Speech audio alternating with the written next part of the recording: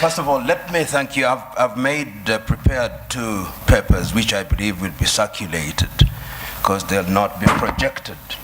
But if you can see, first of all, I want to agree with the Honorable Minister. I've done 2 pictorials. One of them is described as Africa at the dinner table. And if you look at Africa at the dinner table, Africa is on a plate and it is meat.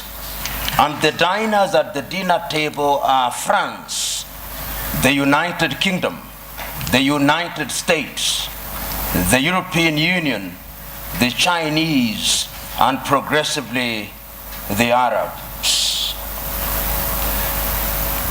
And my second picture is the African hotspots. It's not visible from there.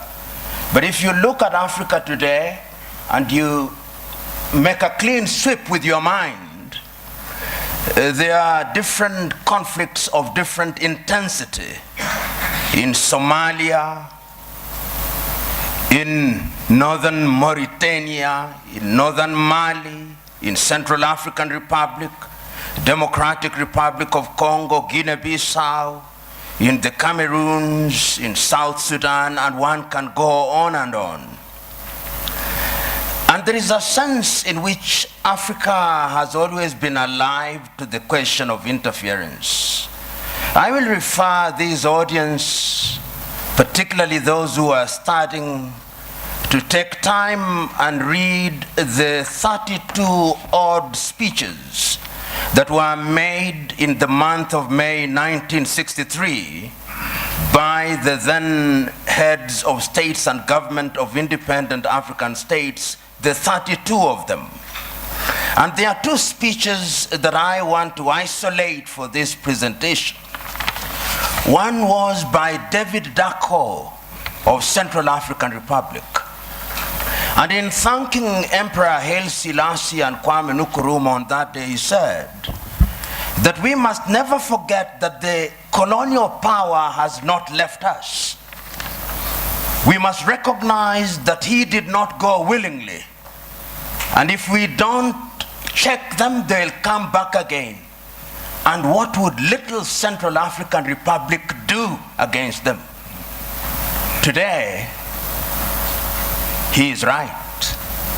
Today, if we remember the activities of France and how they have propped up the regime of Jean-Bedel Bokassa, he was right. Today, as the Honorable Minister has indicated, Africa remains the only continent in the world that is referred to in these terms, Anglophone, to mean that we are a sphere of our erstwhile colonizers. About 2 weeks ago, there was a meeting of the Commonwealth in London, England. And a friend of mine who is an Anglophile sent me the photograph very gleefully, saying this is a meeting of 53 equal states. I told him, no. If it was so, why is it that the leadership of the Commonwealth is hereditary rather than rotational? In other words, in the minds of the British, her former colonies are still under her tutelage.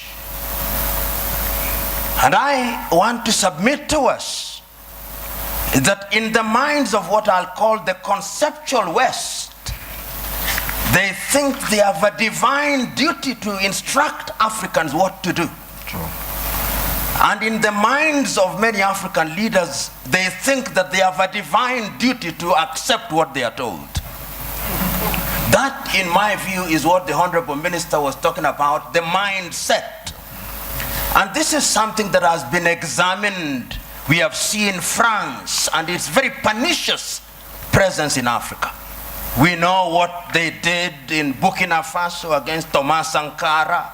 We know what they did in Mali or the Sudan against Modibo Keita or against Sekou Touré in Guinea. Pernicious to the core. The Portuguese, we know what battles had to be fought in that area. And let me put this very bluntly. When the former leader of Portugal, Marcelo Caetano, was asked, why can you not allow the colonies to gain independence? This is what he said in substance. As I have examined world history over the years, the following have emerged: that the Caucasians have been responsible for monumental discoveries in the development of man. So have the Chinese, so have the Arabs. But the Africans have been responsible for nothing. They are only fit as hewers of wood and drawers of water.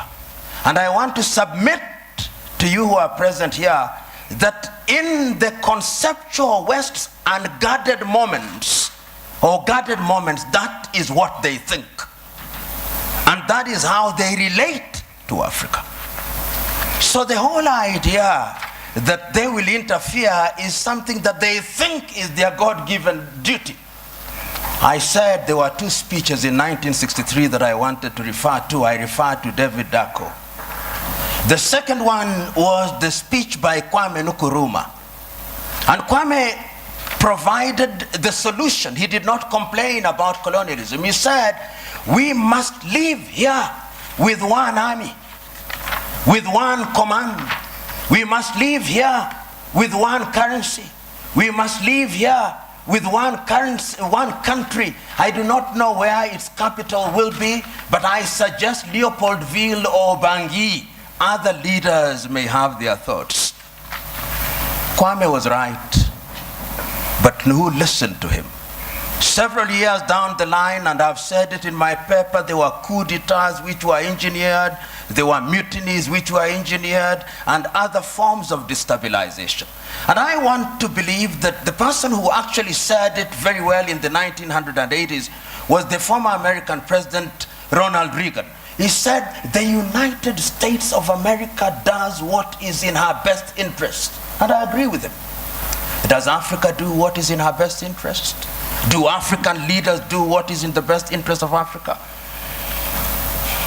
Interference will be there in very blatant and brazen ways and in subtle ways.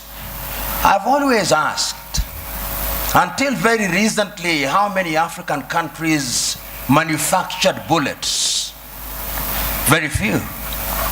Until very recently, how many African countries, in fact, how many African countries manufacture jet fighters? How many African countries are involved in the arms industry? Some of the leading conceptual West countries which pontificate to us about prizes, peace prizes, are the leading manufacturers of landmines. And if you look at their foreign exchange earners, it is the military and security items. So they say with their mouths, what do they not believe in their hearts? In Kiswahili we say, vita vya panzi furaha ya kunguru. That when the locusts are fighting, it is the joy of the hawk. Because when they kill each other, they get the food easily, dead. It is in the best interest, I dare submit, without fear of contradiction, that the elite in the conceptual West does not want Africa to stabilize, despite their assertion to the contrary. And you'll see it in every country, because conflict is a major industry. Today, you look at South Sudan and the many peace conferences that are being held, but if you ask who supplies the arms, who provides safe havens, it is the conceptual West.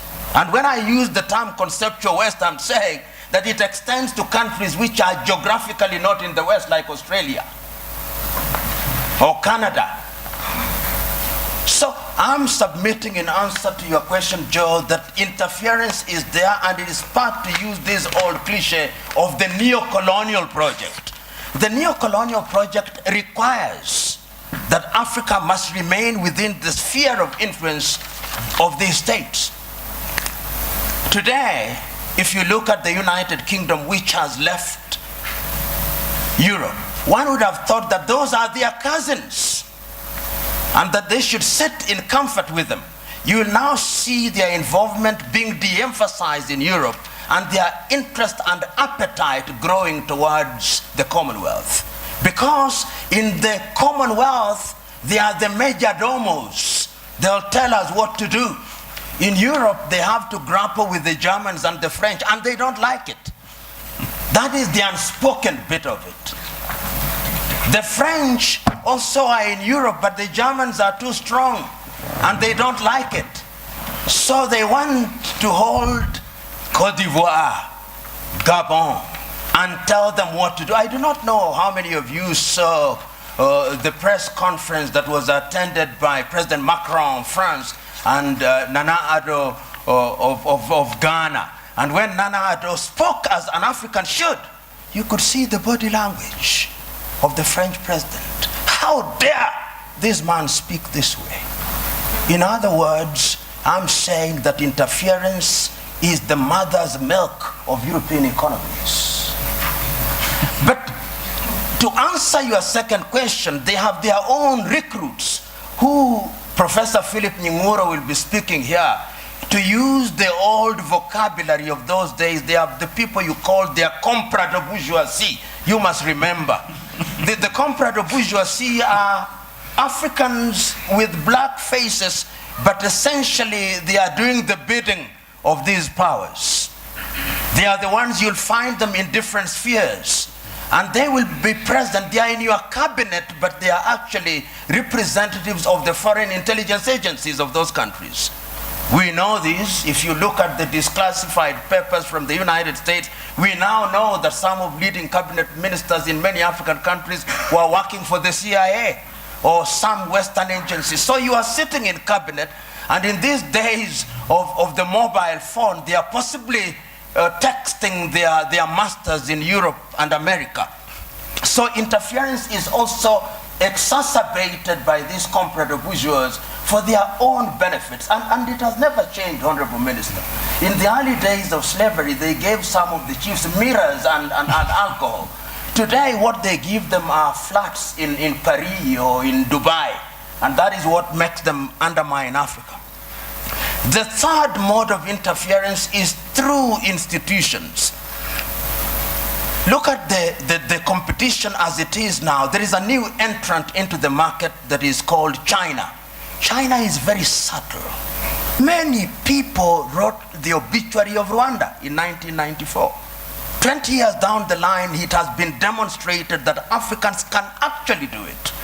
Between 1983 and 1987, I think Thomas Sankara in Burkina Faso also demonstrated that it can be done. We saw in Somalia, despite their problem. So my prescription is African unity.